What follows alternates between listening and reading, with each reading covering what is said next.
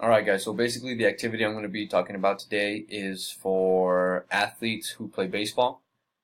Basically what I wanted to do is start off by giving them the activity it would consist of three different drills. And in the three different drills, one is hitting off a tee, the other is soft toss, and the last is hitting BP, or batting practice. These athletes know and understand what these types of things are. But even if they don't, or they need like a visual guide, I would go ahead and give them links to YouTube videos that they could use. Here on the screen, I actually have a couple of videos already set up. So like one, for instance, this would be one on hitting off the tee. See if we can get this going real quick. So we have this guy here set up. This is a tee. Here's the ball. Okay.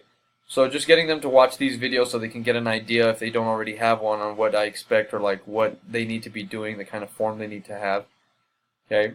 Another involves soft toss, as I mentioned. Okay. This is a video showing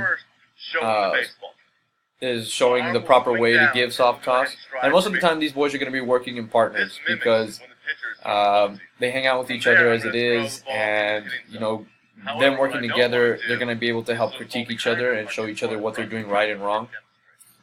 Okay, so there's a soft toss drill. Another one I have is batting practice, taking cuts in the cage. Okay, and so basically these are just the examples that I'm going to show the boys. But in order to really get the point through, we would be using the point of technology, which is in this case Zep Baseball. It's something that actually tracks their swings, and it also their contact points, and it's at live video feed, so you can analyze it, make marks and things like that. Well, what I would have them do is I would have them record each other, okay, or have themselves being recorded by somebody. They would take their information that they would get from the app. They would send me the information or the video. And from there, I would make critiques and adjustments using different line tools. I would show you, but the product, you have to purchase it in order to do it. But it does do a lot of different things, and it tracks a lot of different information. Here are some of the different things that it tracks. Like, it puts up numbers, but it also gives visuals of the athlete's swing themselves. So it shows the athlete here, and it shows their swing analysis, and it's a really useful tool. And this allows the athletes to be able to make corrections to their swings without me having to actually be present. So this would be really good for during summer workouts, whenever they're not necessarily in school, or whenever they're it's winter time and they have time to themselves to really kind of hone in on their skills and their technique. In order to now for a grading rubric. Now, I wouldn't necessarily say I would use grades. Basically, when it comes to sports, if you produce well, if you execute well, then you get to play. So playing time is ultimately your grade. That's what your motivation should be as an athlete.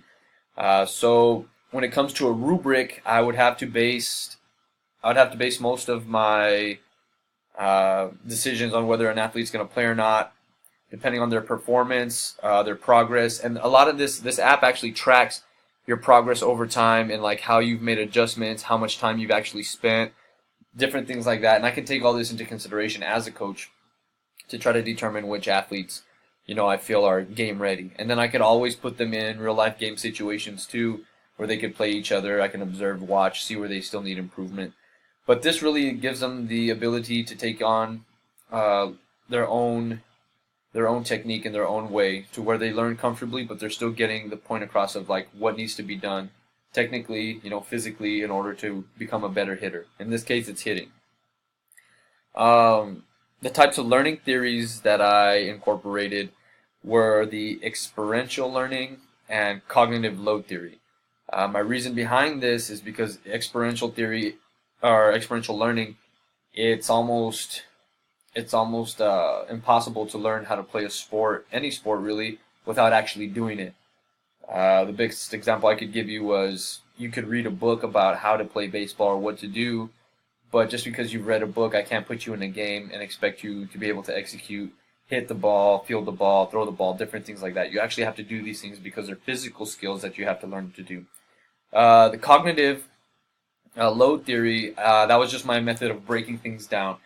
So with the T drills that I mentioned earlier, okay, hitting off the T, okay, something like this. This is actually your base. So this is where you would first start off, and it would be learning to get your kind of your technique down little by little. Then after you get that down a little bit, you work on soft toss, okay, which is this drill where he tosses the ball and this kid will hit it. Okay, and that's like a step up from T work. It helps with timing a little bit, but it also helps a lot with your mechanics. And then lastly, it takes us into the L screen or just batting practice in the cage. Okay, and that really helps with your timing, and he really like you get to emphasize different parts. And the only step up from this would be live hitting with an actual pitcher and everything. So it's like a progressive way of taking care of the necessary steps in order to become a better hitter altogether. So that's why I incorporated experiential learning, because it's necessary, and cognitive load theory because it's progressive. Because baseball and many other sports, it's the small things that are going to make the biggest difference. You really have to have the fundamentals down in order to, master the sport or whatever it is you're trying to do. Lastly, is just how these two learning theories guided my lesson. I've already kind of spoke about that, just in the sense that experiential learning, there's no getting around it when it comes to sports or doing something physical. You actually have to work, physically, hitting balls, taking grounders. There's a lot of different things. In this case, it would be hitting. Repetition, repetition, repetition. That's the biggest tool or biggest key in really honing your skills and being able to do what you seek to get a little playing time. Cognitive load theory, like I said, I kind of really went over this, but it's just progressions. And the reason why I feel progressions are the best way is because you can really touch on the really intricate details of like technique and form that you need to know as an athlete in order to become to be better. As a hitter, there's so many different little components to a swing. Okay, you can break it down in so many different ways, and there's so many different pitches, and there's so many different velocities and speeds, approaches at the plate. So in order, because it's a lot of information, and to try to give a student all that information at once, it's a mistake because they won't be able to digest it. So the reason being behind cognitive load theory is to kind of break it up into parts. Allow the student to gradually kind of get into the feel of the basics.